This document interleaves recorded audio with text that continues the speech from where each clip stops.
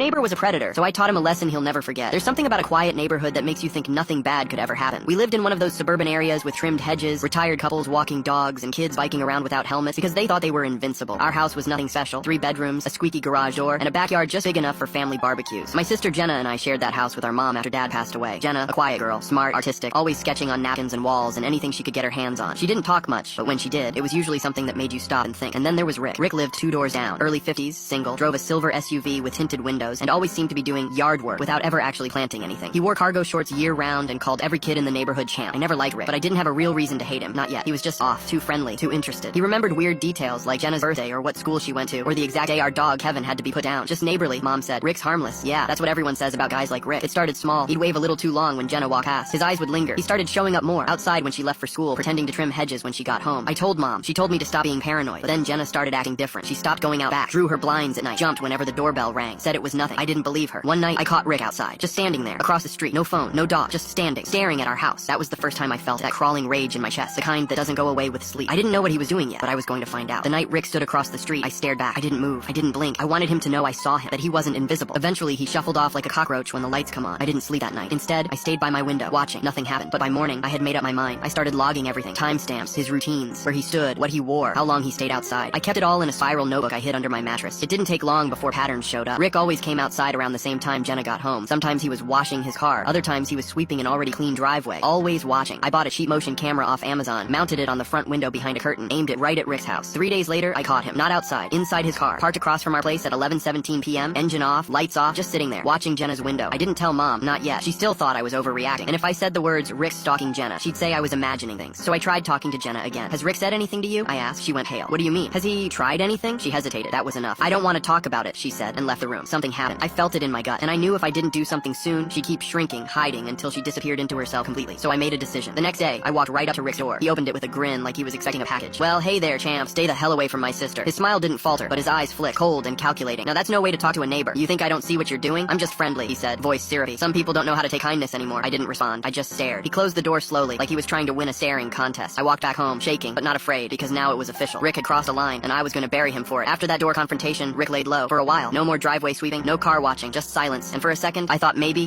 that was all it took. A warning, a confrontation. But predators don't stop because they're afraid. They stop because they're calculating. And Rick was calculating something. Full story link below.